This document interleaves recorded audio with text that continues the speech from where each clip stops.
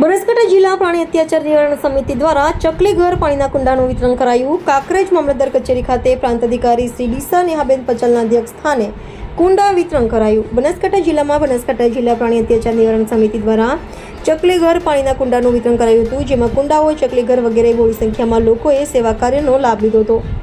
આ પ્રસંગે ધર્મપ્રેમી ટ્રસ્ટી શ્રી ચિનુભાઈ શાહ, મુકેશભાઈ શાહ, વનરાજસિંહ ડાબી, ભરતભાઈ રાવલ, કાંકરેજ મામલતદાર શ્રી પટેલ વગેરે સમિતિના કાર્યકરો મોટી સંખ્યામાં હાજર રહ્યા હતા।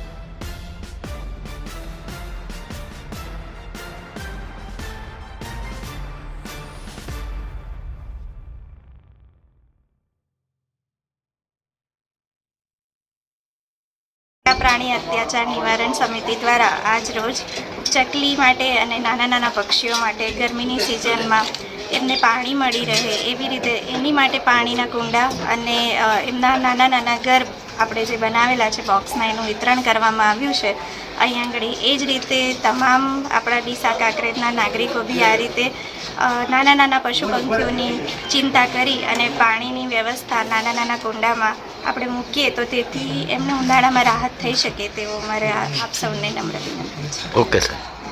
મારું નામ ચિનુભાઈ શિવલાલ શાહ, એસપીસી બનાસકાંઠા જિલ્લા મારફત આજે પાણીના કુંડા અને પ્રાણીઓ માટે, પક્ષીઓ માટે આજે વિતરણ કર્યું હતું અને એમાં પ્રાંત ઓફિસર સાહેબ અને ચીવરી મામલતદાર સાહેબ હાજર હતા।